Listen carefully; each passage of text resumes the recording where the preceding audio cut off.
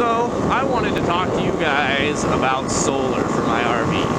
I'm planning on getting one of the Renogy 200 watt solar kits, but I'm going to call them up today and try to modify the kit a little bit. I'm not exactly sure yet which charge controller I want. I'm just going to start with the PWM charge controller, but I want to at least be able to modify some parameters and get it up to 14.8 volts to charge, and also I just like to be able to see what all's going on. So I mean, at least the PWM plus LCD, but I'm thinking about even getting the View Star. Kind of depends on just what different parameters I'm able to adjust. I'm also going to run a lot larger of a wire than they suggest, or include, I should say. The 10 gauge wire is just kind of small.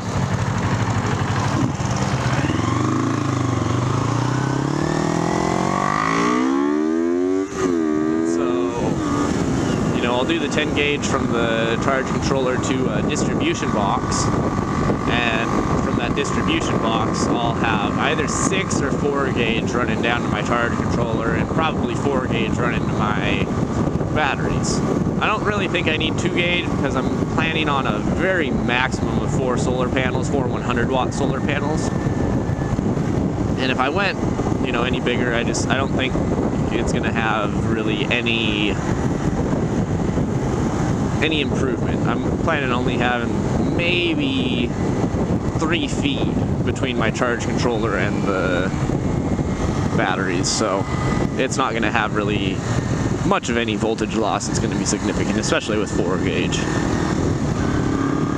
Also, my run from the roof down to the charge controller is only going to be, I'd say, 8 feet at the most, because I'm actually going to drill a hole through my junction box where I'm bringing all the solar panels together at, and go straight down through the microwave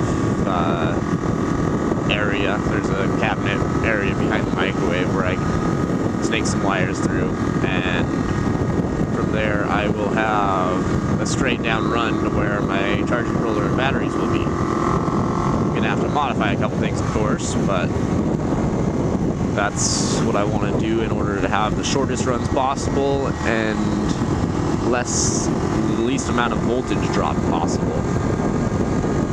I'm planning on putting my solar panels, I'm going to start with just 2 of them, but I'm building the system to be able to expand for up to 4 of them. That's why I want to go with a 30 amp charge controller. And I'm going to be putting them right above my bedroom, is actually the plan.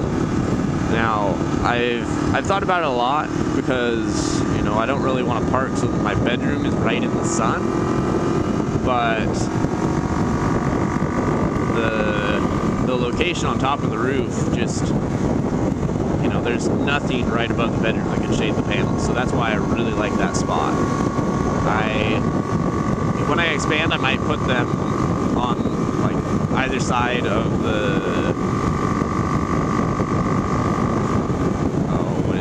air conditioner, but it's going to be farther forward from the air conditioner to where it's like in between the air conditioner and my front vent fan, so that hopefully it doesn't get too much shade. But I don't know, I'm kind of unsure about that location. Just, I might see how well it's shaded, but I mean, I'm not going to be parked in one place all the time, so it's not going to be a very good system, if I just try to look at where it's shaded, because I mean, I'm always moving, so it's always going to have a different angle to the sun, and I'm not going to really be able to, face south with my solar panels all the time.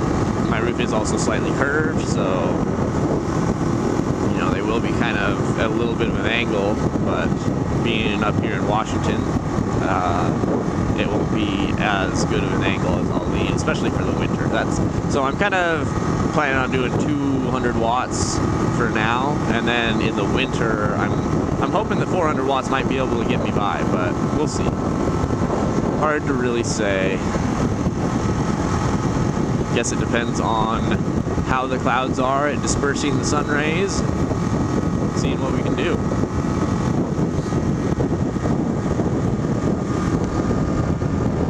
Well, those are my thoughts on the solar for now, but definitely been thinking this over quite a bit lately.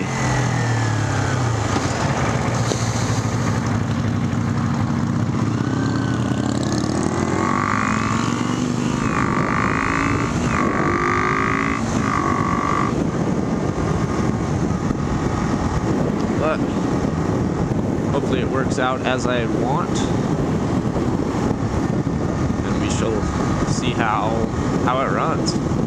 You know, I really am curious about the whole PWM versus MPPT charge controller debate. I've been reading a lot about it, and you know, the more that I read about it, the more that I feel like it's just a lab conditions type deal to where they can actually get, you know, so much percent better.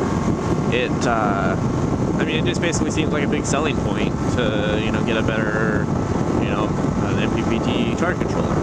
And, you know, I was reading a bit on like the Sunsaver charge controller, and because it's a PWM, but it's a more advanced PWM. And while I'm not planning on going with that, I want to, you know, at least be able to get up to 14.8 volts and so on and so forth. And, you know, I was reading that, you know, you really can get a better charge sometimes off of a PWM charge controller depending on the conditions. And, you know, none of my conditions are ever going to be ideal. And so why bother to stay with, you know, anything in particular?